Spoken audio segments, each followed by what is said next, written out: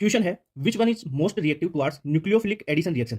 जो nucleophilic addition reaction है ना, उसकी रिएक्टिविटी बतानी है। अब देखो न्यूक्लियोफिलिक एडिशन रिएक्शन आपकी एल्डिहाइड और ये कीटोन दे रखा है, तो देखो इसकी रिएक्टिविटी डायरेक्टली आप देखो तो 1 स्टेरिक हिंड्रेंस के इनवर्स प्रोपोर्शनल होगी। यानी अगर स्टेरिक हिंड्रेंस बढ़ेगी तो न्यूक्लियोफिलिक एडिशन रिएक्शन की रिएक्टिविटी घटेगी, यानी इनवर्सली प्रोपोर्शनल है इसके स्टेरिक हिंड्रेंस के। दूसरी बात, न्यूक्लियोफिलिक एडिशन रिएक्शन की रिएक्टिविटी की बात करें तो वो -m -h और -i ग्रुप के डायरेक्टली प्रोपोर्शनल है। यानी -m ग्रुप आ गया बढ़ेगी, -h आ गया बढ़ेगी, +m आ गया घटेगी। ठीक है, ओके। यहां पर देखो सबसे पहले ये एल्डिहाइड है, ये एल्डिहाइड है, ये एल्डिहाइड है। पहले आपको ये देखना है, दूसरा ये देखना है। ठीक है, प्रायोरिटी में आप पहले स्टेरिक हिंड्रेंस देखोगे। अब यहाँ पे देखो COCH3, ये क्या है भाई, C double bond O CH3 और इधर ये बेंजीन रिंग। ओके, तो ये क्या हो गया, ये कीटोन हो गया ना। अब देखो कीटोन में स्टेरिक हिंड्रेंस देखो, इधर CH3 ग्रुप है और एल्डिहाइड में तो हाइड्रोजन ही है भाई। एल्डिहाइड बनाओगे तो C, यहाँ पे डबल बॉन्ड O, एक H, तो ऐसा होगा ना। तो आप मेरे को बताओ ये H बल्कि है या CH3? CH3 बल्कि है ना H के बजाय, तो इसमें स्टेरिक हिंड्रेंस ज्यादा, स्टेरिक हिंड्रेंस ज्यादा, तो इसकी न्यूक्लियोफिलिक एडिशन रिएक्शन की रिएक्टिविटी इसकी कम हो गई इन तीनों से ही। ठीक है, ठीक है। अब देखो सर, जो NO2 है वो -m इफेक्ट शो करता है, CH3 या +I इफेक्ट या +H इफेक्ट शो करेगा, और जो CHO है यहाँ पे तो कोई ग्रुप ही नहीं लगा हुआ, तो सबसे ज्यादा तो -m की होगी, फोर्थ की होगी। अगर ऑर्डर पूछे आपको तो देखो सबसे ज्यादा तो फोर्थ की होगी, फिर उसके बाद में आप देखो फर्स्ट की आ जाएगी, और फिर +I घटाएगा यानी थर्ड की आ गई, और सबसे कम आ गई कीटोन की यानी 2 की। अब ये चीज देख लो, न्यूक्लियोफिलिक एडिशन रिएक्शन में जो है एल्डिहाइड की रिएक्टिविटी ज्यादा होगी कीटोन से। अब ये चीज तो आप रट के रख लो, एल्डिहाइड की ज्यादा होगी कीटोन से। ओके, अगर आपको KMnO4 दे रखा है और उससे ऑक्सीडेशन करवाना है, तो सिंपल चीज ये है कि अगर आपको 3 डिग्री हाइड्रोजन मिल जाए। अब 3 डिग्री हाइड्रोजन कौन सा होगा, 3 डिग्री कार्बन से जुड़ा हुआ, टर्सरी कार्बन से जो हाइड्रोजन जुड़ा होता है ना, वो टर्सरी हाइड्रोजन होता है। 3 डिग्री हाइड्रोजन, 3 डिग्री हाइड्रोजन दिख जाए ना, उसको आप OH में कन्वर्ट कर दोगे, यानी एल्कोहल बना दोगे उसका। क्लियर बात। तो यहाँ पे देखो, जैसे यहाँ पे ये है, यहाँ पे टर्सरी हाइड्रोजन है, इसका क्या कर दोगे, OH में कन्वर्ट कर दोगे तो ये एल्कोहल बन जाएगा। यहाँ पे देख लो, वही KMnO4 डाला, तो इस हाइड्रोजन को, टर्सरी हाइड्रोजन ये है, टर्सरी हाइड्रोजन को एल्कोहल में कन्वर्ट करना है। क्लियर बात। का है CH3COCl, उसकी reaction H2 plus Lindlar catalyst की प्रेजेंस में करवाई, तो CH3CHO यानी COCl से एल्डिहाइड बन गया CHO। तो ये कौन सी रिएक्शन होगी ये पूछा। अब वो रिएक्शन इज नोन एज, तो देखो लिडलार कैटलिस्ट क्या होता है, लिडलार कैटलिस्ट होता है आपका PDBSO4 के साथ में H2। ठीक है, ओके। H2 प्लस PDBSO4 को आप लिडलार कैटलिस्ट बोलेंगे। इसमें क्या हुआ, C double bond OCl convert हो गया CHO में। ये रिएक्शन है रोजेनमुंड रिएक्शन। अब यहाँ पे आपको क्लेमेंसन भी दे रखा, वो भी बता देता हूँ। क्लेमेंसन रिडक्शन, क्लेमेंसन रिडक्शन में क्या होगा, कोई कीटोन होगा CH3 C double bond O CH3। ठीक है, रिएक्शन होगी जिंक अमलगम के साथ में और कॉन्सेंट्रेट HCl, एसिडिक मीडियम होगा। तो क्या होगा, ये जो कीटोन है ना, इसका रिडक्शन हो जाएगा और ये एल्केन में कन्वर्ट हो जाएगा, यानी CH3 इस डबल बॉन्ड को तोड़ दो, यहाँ पे हाइड्रोजन दे दो, CH2 CH3, ये हो गया। अभी आपको कार्बल एमीन टेस्ट भी बता देता हूँ। रिएक्शन है कार्बल एमीन रिएक्शन। इसमें क्या होगा, carpal amine reaction 1 degree amine के लिए करते हैं। ठीक है, चाहे वो एरोमेटिक हो चाहे एलिफेटिक हो, दोनों देगी रिएक्शन। ठीक है, जैसे RNH2 है 1 डिग्री एमीन, इसकी रिएक्शन CHCl3 के प्रेजेंस में करवाएं और यहाँ पे बेसिक मीडियम यानी KOH डालना पड़ेगा, तब ये RNC कंपाउंड बन जाएगा, यानी साइनाइड आइसोसाइनाइड वाला कंपाउंड बन जाएगा, और इसकी फाउल स्मेल होती है। ठीक है, आइसोसाइनाइड बन गया ये, इसकी स्मेल होगी foul smell, foul smell. Okay, अब एल्डोल तो यार बड़ी रिएक्शन है तो इसमें नहीं बता सकता, तो ये सारी रिएक्शन करवा दिया आपको। देखो क्लेमेंसन बता दिया, कार्बल एमीन बता दिया, रोजेनमुंड ये है ही बता दिया। ठीक है, क्वेश्चन है the reagent used in Gattermann-coach aldehyde synthesis. अब देखो गाटरमान-कोच एल्डिहाइड सिंथेसिस जो रिएक्शन है वो क्या है, गाटरमान-कोच एल्डिहाइड सिंथेसिस रिएक्शन। इस रिएक्शन में क्या होता है, बेंजीन लेंगे, बेंजीन की रिएक्शन कार्बन मोनोऑक्साइड की प्रेजेंस में HCl के साथ में करवाओ, और साथ में आपको एनहाइड्रस AlCl3 लेना है। ठीक है, और इससे फॉर्मेशन क्या होगा, कार्ब जो है बेंजल्डिहाइड है ना, कार्बो जो एल्डिहाइड का फॉर्मेशन हो जाएगा बेंजल्डिहाइड से, सॉरी बेंजल्डिहाइड नहीं, बेंजीन से आपका बेंजल्डिहाइड का फॉर्मेशन हो जाएगा जो एक एल्डिहाइड है। ठीक है, ये है गाटरमान कोच रिएक्शन। अब क्वेश्चन में क्या पूछा है, द रिएजेंट। अब रिएजेंट कौन सा लिया अपन ने, CO और HCl। ठीक है, तो रिएजेंट COHCl है, करेक्ट आंसर फोर्थ हो गया।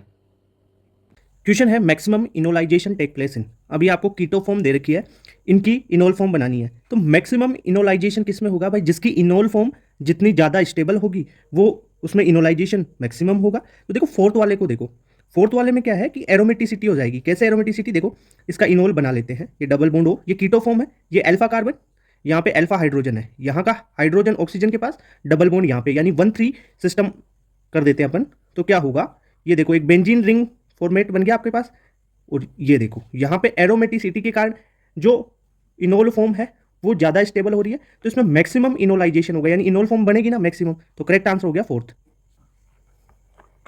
क्वेश्चन है, आपको ये एस्टर दे रखा है, इसकी रिएक्शन CH3MgBr ग्रिग्नार्ड रिएजेंट है की प्रेजेंस में करवाओ, और ग्रिग्नार्ड रिएजेंट पे आपको एक्सेस में दे रखा है, फिर करवाना है इसका हाइड्रोलिसिस H2 यानी प्रोटोनेशन। अब रिएक्शन कैसे होगी, रिएक्शन की क्या मैकेनिज्म है, सारा कॉन्सेप्ट डिटेल से समझा देता हूँ। इस टाइप के कोई भी क्वेश्चन आए तो ऐसे कर लोगे आप। देखो क्या दे रखा है, CH3CH2 C double bond O OCH3, इस पे करवानी किसकी रिएक्शन, CH3MgBr। यहाँ पे CH3 डेल माइनस, ये CH3MgBr डेल प्लस होगा, ये बॉन्ड टूटेगा कैसे, यहाँ पे डेल माइनस और यहाँ पे डेल प्लस। देखो CH3 माइनस कार्बन पे जुड़ेगा और MgBr कहाँ पे, ऑक्सीजन पे आएगा। तो क्या कंपाउंड फॉर्म होगा, देखो यहाँ से, यहाँ पे बना के बता दूँ, CH3 CH2 C, ऑक्सीजन के साथ में MgBr लग गया और तुम्हारा ये OCH3 एक था ही, और यहाँ पे CH3 लग गया। अब ये तो एडिशन हो गया, अब एलिमिनेशन होगा। यहाँ पे क्या होगा, ये माइनस है और ये प्लस है, ये जो माइनस के इलेक्ट्रॉन्स है ये इस बॉन्ड के पास आएंगे और यहाँ से इस बॉन्ड के इलेक्ट्रॉन ये ऑक्सीजन लेके निकल जाएगा। ध्यान रखना यहाँ पे यही चीज इंपॉर्टेंट है इसमें, एस्टर वाली रिएक्शन में, ठीक है। अब क्या होगा, इसके बाद में क्या कंपाउंड फॉर्म हुआ, CH3 CH2 C double bond O और यहाँ पे आपका CH3, यही है, कीटोन बन गया। वापिस से एक्सेस में दे रखा है CH3 MgBr, कीटोन पे तो रिएक्शन होगी, तो क्या होगा यहाँ पे देखो कैसे फॉर्म होगा, करवा लेते हैं रिएक्शन। CH3 नहीं दिख रहा, ये ले, CH3 CH2 C O minus MgBr, यहाँ पे आपका CH3 है, एक CH3 ये जुड़ गया भाई, CH3 MgBr के साथ में CH3 MgBr एक्सेस में दे रखा है, रिएक्शन करवा दी इस पे, CH3 ये जुड़ गया और MgBr ये जुड़ गया, ठीक है। अब क्या होगा, अब आपको वाटर भी दे रखा है इसमें, तो वाटर दे रखा है तो प्रोटोनेशन हो जाएगा, प्रोटोनेशन होगा तो क्या होगा, MgBr निकलेगा और यहाँ पे H+ ले लेगा ऑक्सीजन, तो क्या फॉर्म हुआ, CH3 CH2 C, यहाँ पे OH, ये CH3 और ये CH3, ये कंपाउंड बन गया। अब देखो इसमें ये कंपाउंड कहाँ पे है बताओ, सेकेंड वाला कंपाउंड, ठीक है। तो करेक्ट आंसर हो गया सेकंड। मैकेनिज्म बता दिया आपको सारी डिटेल में। देखो क्वेश्चन है, which one of the following will most readily dehydrated in acidic medium, यानी एसिडिक मीडियम में डिहाइड्रेशन वाली रिएक्शन है, OH निकलेगा, कार्बोकेटाइन फॉर्म होगा और फिर बीटा पोजीशन से हाइड्रोजन लेगा और एल्कीन फॉर्मेशन हो जाएगी। यानी देखो सबसे पहले अपन देखते हैं कार्बोकेटाइन बना के, इसका कार्बोकेटाइन बनाओगे यहाँ पे जनरेट होगा, इसका कार्बोकेटाइन यहाँ पे जनरेट होगा, इसके लिए कार्बोकेटाइन यहाँ पे जनरेट हो जाएगा, इसके लिए कार्बोकेटाइन यहाँ पे जनरेट हो जाएगा। अब अगर इसकी एल्कीन बनाना चाहे तो इसके लिए एल्कीन देखो ये डबल बॉन्ड यहाँ पे आ जाएगा, इसके लिए डबल बॉन्ड यहाँ पे लगा सकते हैं, इसके लिए डबल बॉन्ड तुम यहाँ पे भी लगा सकते हो, यहाँ पे भी लगा सकते हो, मोर स्टेबल चाहिए तुम्हारे को, यहाँ पे लगा दिया तुमने, इसके लिए डबल बॉन्ड यहाँ पे बन जाएगा। अब देखो ये जो एल्कीन है ये कॉन्जुगेशन में, ये वाली भी कॉन्जुगेशन, ये डबल बॉन्ड इस डबल बॉन्ड के साथ कॉन्जुगेशन में, यानी ये दोनों तो रेडिली देंगे बजाय इनके, इनमें तो कोई, इसमें तो कोई कॉन्जुगेशन है नहीं, इसमें भी नहीं है, यहाँ पे है, तो ये दोनों तो पहले ही रिमूव कर दिया अपन ने। अब देखो फर्स्ट में और थर्ड में सर दोनों में एल्कीन तो सेम है, पर इनका कार्बोकेटाइन देखो तुम, ये देखो बहुत से लोग इनका इसका गलत सॉल्यूशन भी बता रखे हैं, हर जगह पे देखोगे मिलेगा तुम्हें, रॉन्ग सॉल्यूशन भी मिल जाएगा इसका। कुछ लोग तो बी कोई सेकंड वाले को भी सही बता देते हैं। देखो यहाँ पे कार्बोकेटाइन ये बना था और यहाँ पे कार्बोकेटाइन यहाँ पे बना था, यही था ना, ये जो है ये -I की तरह काम कर देगा, ये -I की तरह काम करेगा। तो देखो -I कार्बोकेटाइन को डिस्टेबल करता है ना, डिस्टेबल करता है यानी नहीं बनने देगा, और जितना ज्यादा पास में -I उतना डिस्टेबल होगा कार्बोकेटाइन, उसकी स्टेबिलिटी उतनी कम होगी। तो ये तो नहीं बनना चाहेगा ना, क्योंकि पास में है -I, यहाँ पे दूर है, तो ये जल्दी बनना चाहेगा। समझ में आया कॉन्सेप्ट? तो करेक्ट आंसर हो गया इसका फर्स्ट। समझ में आई चीज? क्वेश्चन है, red colouration is show by which one of the following alcohol in Victor Meyer test. देखो इसका कॉन्सेप्ट देख लो, आपको बता देता हूँ। जो विक्टर मेयर टेस्ट है ना, वो किसके लिए किया जाता है, ये प्राइमरी सेकेंडरी और टर्सरी एल्कोहल को डिस्टिंग्विश करने के लिए किया जाता है। अब इसमें क्या होगा कि विक्टर मेयर टेस्ट करेंगे तो जो प्राइमरी एल्कोहल है, सेकेंडरी एल्कोहल है, जो अपना कलर देगी, है ना, अब वो कलर कौन सा देगी वो देख लेते हैं। प्राइमरी एल्कोहल में रेड होगा, सेकेंडरी में ब्लू और टर्सरी कलरलेस। ठीक है, इसे कैसे याद रख सकते हो आप, RBC से याद रख सकते हैं, 1 degree 2 degree 3 degree, 1 degree red colour, 2 degree blue और 3 डिग्री कलरलेस। ठीक है, एल्कोहल के लिए है ये। तो आपको पूछा रेड कलरेशन कौन देगा, प्राइमरी एल्कोहल। ठीक है, तो करेक्ट आंसर फर्स्ट हो गया। क्वेश्चन है, an organic compound X react with excess of HI, excess of HI के साथ रिएक्ट करेगा, कोई X कंपाउंड है वो, टू गिव Y आपको प्रोड्यूस करेगा वो। Further Y can combine with combine होगा सोडियम मेटल के साथ, sodium metal to form ethane. ठीक है sir, then what are the X and Y। Option में देखो आपको दे रखा है, पहले तो HI की रिएक्शन करवानी है, फिर सोडियम वाली रिएक्शन करवानी है, सोडियम मेटल वाली। ठीक है, तो HI की रिएक्शन करोगे तो क्या होगा, एक्सेस में है तो आयोडाइड जुड़ेगा। अब देखो यहाँ पे C2H5 है, 2 कार्बन है, तो 2 कार्बन लोगे तो 2 कार्बन का आयोडाइड बनेगा, और फिर सोडियम मेटल के साथ रिएक्शन होगी तो जुड़ेगा तो 4 कार्बन का बन जाएगा, तो 2 कार्बन वाला तो हो ही नहीं सकता। अब नेक्स्ट में देखो आप, ये हो सकता है, देखो रिएक्शन करवा के ही देख लो, CH3OCH3 रिएक्शन करवाओ HI के साथ में, एक्सेस में HI है तो क्या बनेगा, 2CH3 आयोडाइड। अब इसकी रिएक्शन तुम देखो, इसकी रिएक्शन किसके साथ करवानी है, सोडियम के साथ, सोडियम मेटल, ड्राई ईथर हो तो भी कोई दिक्कत नहीं है, ड्राई ईथर भी ले लो, तो क्या हो जाएगा, सोडियम ड्राई ईथर वाली रिएक्शन पढ़ी है आपने। ठीक है, यहां से क्या होगा, ये टूटेगा, यहां पे फ्री रेडिकल जनरेट होगा, यानी CH3 कंबाइन हो जाएगा। तो यहां पे आपको देखो, ये तो कौन सा था, X था, ये इसके बाद में क्या प्रोड्यूस हुआ, वाई प्रोड्यूस हो गया ये, और ये फाइनल प्रोडक्ट बन गया, यानी इथेन बन गया ना ये। अब आपको पूछा क्या है इसमें, पूछा आपको एक्स एंड वाई। एक्स तो ये है CH3O CH3 एंड वाई कौन सा बना, CH3I के 2 मॉलिक्यूल, यानी CH3I के 2 मॉलिक्यूल, यानी करेक्ट आंसर हो गया आपका फोर्थ। ध्यान, क्वेश्चन है predict the final product S formed in the following reaction sequence. ये रिएक्शन सीक्वेंस है, इसमें आपको एस बताना है क्या बनेगा। देखो सबसे पहले ये कार्बोक्सिलिक एसिड है, उसकी लिथियम एल्युमिनियम हाइड्राइड से रिएक्शन करवाई, तो भाई लिथियम एल्युमिनियम हाइड्राइड है ना, ये कार्बोक्सिलिक एसिड को रिड्यूस कर देता है किसमें, एल्कोहल में। तो देखो एक चीज देख लो, यहाँ पे कॉन्सेप्ट बता देता हूँ, कार्बोक्सिलिक एसिड में अगर लिथियम एल्युमिनियम हाइड्राइड डाला तो ये किसमें कन्वर्ट हो जाता है, एल्कोहल में। ठीक है, अब रिएक्शन करवा लो। देखो ये था यहाँ पे COH, अगर यहाँ पे लिथियम एल्युमिनियम हाइड्राइड डाला तो क्या फॉर्म होगा, NHCH2OH। क्लियर बात, ओके। ये तुम्हारा P बन गया। अब P में इसने बोला है कि PCl5 डालेंगे, PCl5 डालोगे तो OH हटेगा, Cl लग जाएगा, तो ये लो भाई PCl5 वाला बन गया, N ये H ये CH2 और इसके साथ में Cl जुड़ गया। क्लियर बात, ये तुम्हारा बन गया Q।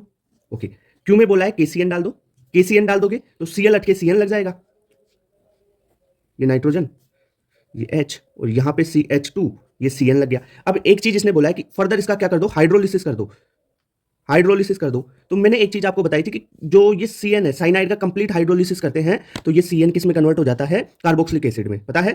ठीक है, अरे ये Cn का अगर हाइड्रोलिसिस करते हो कंप्लीट तो ये किस में, COH में कन्वर्ट हो जाएगा, तो कर दो हाइड्रोलिसिस, Cn का हाइड्रोलिसिस कर दो। मैकेनिज्म भी बता रखी है तुम्हारे को, तो नाइट्रोजन ये हाइड्रोजन क्या, ये लो ये CH2 है ही और ये COH आ गया।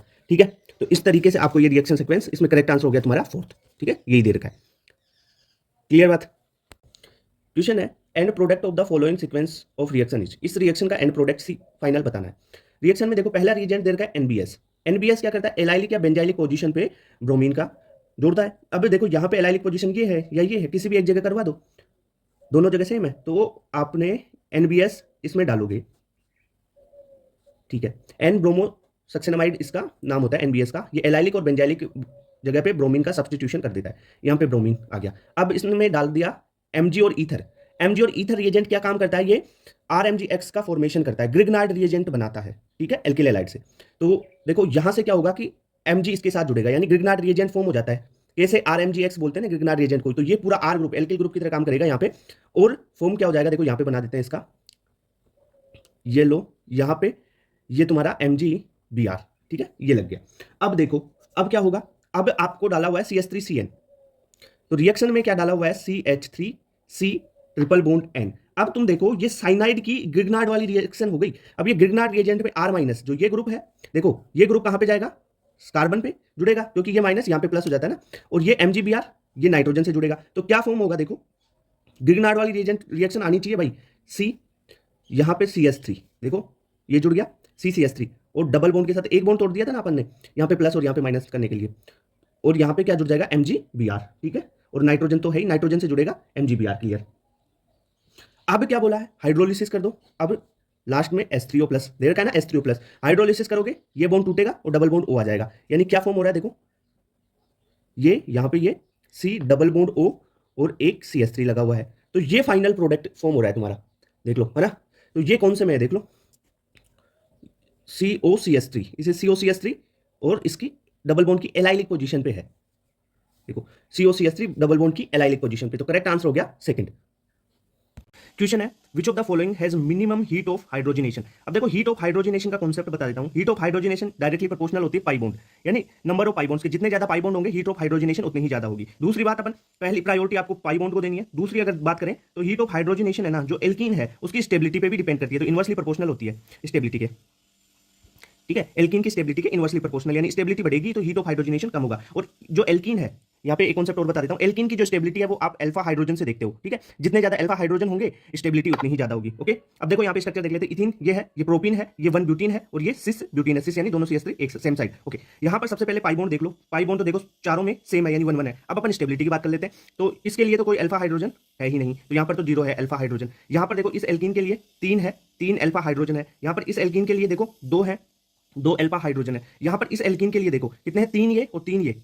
ठीक है, तो 6 अल्फा हाइड्रोजन। देखो अब जिसमें सबसे ज्यादा अल्फा हाइड्रोजन उसकी स्टेबिलिटी इतनी ज्यादा, और स्टेबिलिटी ज्यादा तो हीट ऑफ हाइड्रोजनेशन कम होगा। ठीक है, तो क्या पूछा है मिनिमम, तो सबसे ज्यादा अल्फा एच इसमें है तो स्टेबिलिटी सबसे ज्यादा इसकी होगी सिस वाले की, और स्टेबिलिटी ज्यादा तो हीट ऑफ हाइड्रोजनेशन सबसे कम। तो करेक्ट आंसर फोर्थ हो गया। क्वेश्चन है the oxidation of toluene to benzaldehyde by chromyl chloride is called. अब देखो आपने इटार्ड रिएक्शन पढ़ी होगी, वो रिएक्शन है ये, ठीक है, इटार्ड रिएक्शन।